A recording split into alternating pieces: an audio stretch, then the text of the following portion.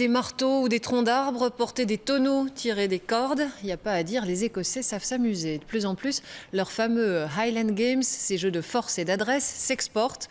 Le reportage à Visé en région liégeoise de Perrin-Ouilamont.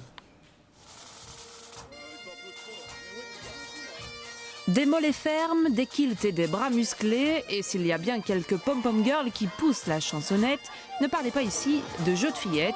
Les jeux écossais, c'est avant tout sueur et virilité.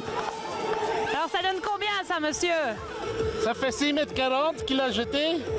C'était, disons, le troisième meilleur lancé de cette journée. Et pourquoi faire simple quand on peut faire compliqué? Lancer ce tronc de près de 6 mètres, c'est une chose, encore faut-il le faire tourner. L'idée, c'est qu'il faut faire un demi-tour à la perche et elle doit tomber dans un axe qui est destiné au sol pour faire un maximum de poids. Ah, ça marche! Réussi, très bien, parfait. Autre épreuve célèbre, le tir à la corde. Là aussi, à chacun sa technique, avec plus ou moins de réussite.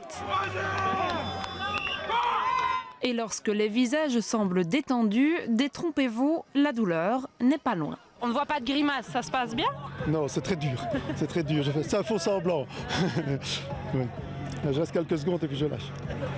On serre les dents aussi chez la seule et courageuse équipe féminine. Des femmes oui, mais faibles, ça non. On n'a pas à démériter, on est des battantes, donc voilà, même si on finit dernière, on aura été jusqu'au bout. À travers ces jeux, le but pour le club de rugby organisateur est en fait d'attirer de potentiels futurs recrues. On est vraiment à des années-lumière par rapport à la France ou l'Angleterre, et ici le sport se développe, et c'est par des activités comme celle-ci qu'on en espère attirer un maximum d'adhérents pour l'année prochaine. Pour le rugby, reste à voir. Quant aux Jeux écossais, la relève, elle, semble déjà assurée.